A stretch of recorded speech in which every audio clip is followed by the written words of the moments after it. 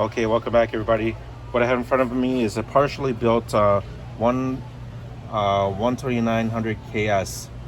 So it's a 12th gen Core i9 12900 KS. We're running, this is 16 cores, 24 logical processors, and it's got 64 gigs of DDR5 RAM, and we have I believe it's a 1 terabyte, 2 terabyte SSD, and the we have the GPU is the 3090. So we have the RTX 3090 EVGA inside the.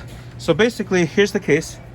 We have the power supply is a 1000, I think it's a 1200 watt main gear power supply, and he has bought the set of 3 Lian Li RGB fans. So those are intaking on the bottom, and then we have it, taking out on the back here, and and then see.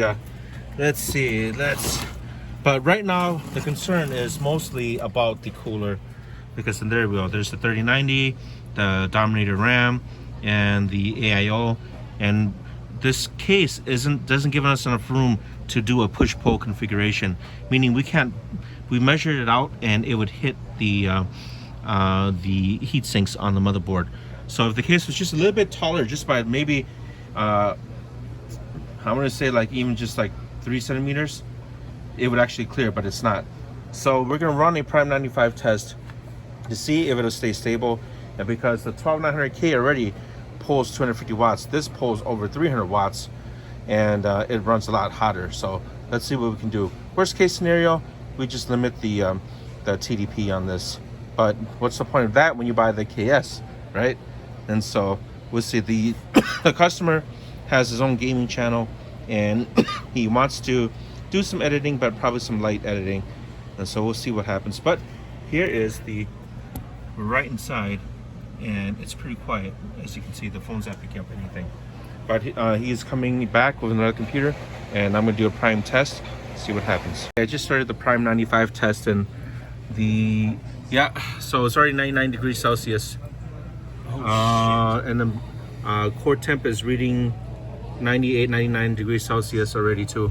And the GPU load is 100, 100% load.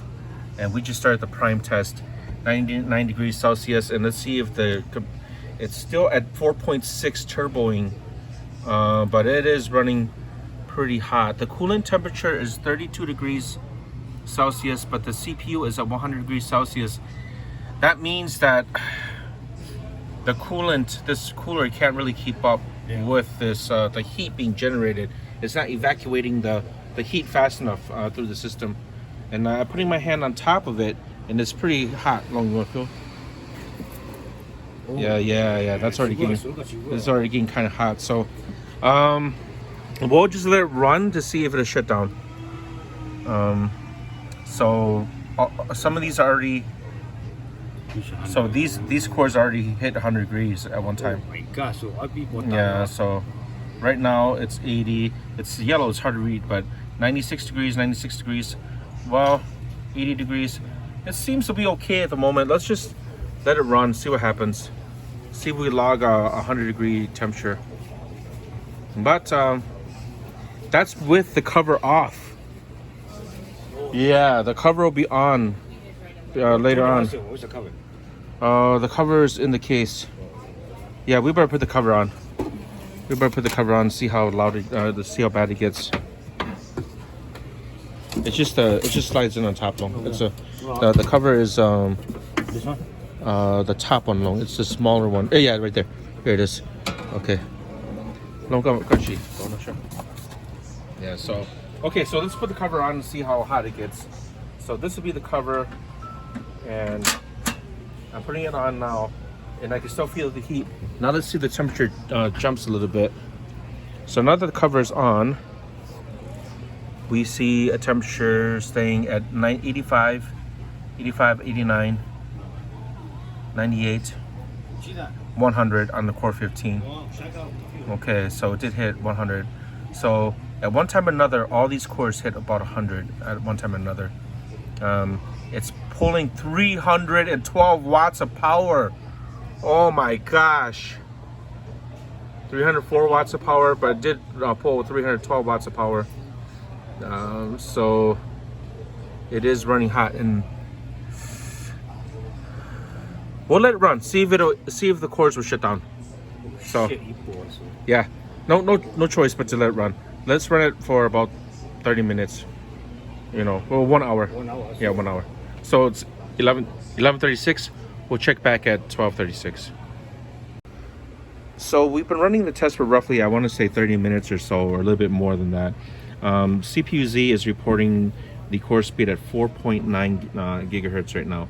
So it looks like it's thermal throttling a little bit. The V core is only at 1.2, and we are hitting 100 degrees on certain cores more consistently now, which is probably why the CPU speed is dropping. Let's see, the max power, the power now is still 288, and the readout on the IQ is what's was more interesting. It seems like the coolant is not saturated, so the coolant temperature is still 32.5 degrees Celsius. The pump is consistent, running at 100, and we are getting a 100% usage on the Core i9. But of course, we still see the 100 degrees Celsius, 99 degrees Celsius. So even if we were to do a push-pull configuration, I don't think it's going to help Aldi out and his brother too much in terms of gaming, because they're just gaming most of the time. If this would help out, maybe if you put 3 more fans and take off the top, it may cool down the temperature a little bit. I don't foresee it cooling it down to the degree where it's going to be worth it for them to not have the cover on, because in this case the cover actually holds the glass panel in the front and on the side, and we really don't want to do that. Another option we talked about was cutting out here with a tool and then putting the 3 fans here. But after running it for a while, I don't think it's worth it for them, because they're mostly gamers. And like I said, Prime 95, you'll never be able to stress the computer as much as Prime 95 will. And so I think we're just going to leave it at that. That'll be my recommendation to Aldi and his brother.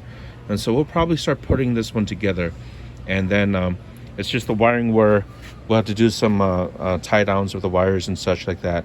And this is a little bit weird because these wires are black, and so you can, I don't know, you'll probably see them through this. When it's on, you probably won't see it, but when you turn it off, you'll see the wires maybe. So we'll find a way to tie that down. But we'll come back with a final finish up video. This is his computer. Okay, we'll give him a shout out later on for his channel, but I decided to put the top on because I wanted to see if it'll actually trigger a shutdown or anything. But with the top on, it does get a little bit hotter. But if we downloaded, I was getting a readout on Windows, and Windows is giving us a readout of 100% at 4.7 gigahertz. But CPU-Z is actually giving us a readout of 5.1 gigahertz. So I'm going to trust CPU-Z because it's time tested and such, and it is giving us the correct reading on it of the KS. And it does do that on Windows, but it's not obviously doing this, giving us a proper readout in real time.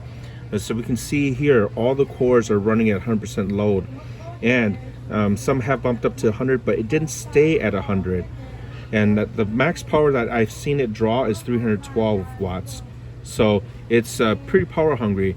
But we're gonna let it run, like I said, for about an hour, just to be on the safe side. And if it stays, if it doesn't drop, so we did see it drop to 4, but if it stays within a certain limit of turbo speed, I would say Aldi and his brother could probably keep the top on, because nothing is going to stress the computer like Prime 95. You'd never be able to stress it like that unless you're doing a Blender workload, Aldi, you know, and you know, even when you're rendering in Premiere, something like that, it's not going to stress it to this degree. So this is the ultimate test for durability and reliability. Sure. And so yeah, so we'll let it run for a little bit. And so it did go 4.9, but it is still at 5 gigahertz. So we'll let it run, and we'll come back later. Well, this took a lot longer than I expected, but this is the front of the case, and the Lian Li RGB lights are actually much better than I expected them to be. There's a ring around it that is actually changing colors. So the ring around the lights are changing colors themselves. They're very quiet. Aldi and his brother bought 2 sets. They're very expensive. if you love RGB, go for it. I like them. They're very pricey. They're just as quiet as our professional fans that we use for video editing regs. They're just, like I said, they're very blingy and pricey. Everything else seems to work. The only thing that we were a little bit disappointed in is that the Lian Li VGA RGB extension cable, the J Rainbow connector, the middle pin, there seems to be a bad connection, and it won't fit in any, it won't connect at all. And so we couldn't test the VGA extension RGB cables, and it's supposed to be like that on top, and that should be RGB addressable through the back module or through software that Lian Li has. But Aldi says that they do want to test it out. They want to play games on it, of course. They want to make sure everything works. There's a 15-day or 30-day return period on things from Micro Center, so we'll let them play this out and see how it works out. Otherwise, it took a little bit longer because the wiring in the back was pretty massively all over the place, and so it did take a little bit longer than most of my other builds. But all in all, except for that one little disappointment, I think that it's a pretty good build. It's an awesome build, actually. And hopefully when Audi comes back, we'll we'll have everything set up for him. And if he sends me the link, I'll link their YouTube channel and their gaming channel for me. All right. Thanks for watching, guys. Any questions or comments, post them at the bottom of the video.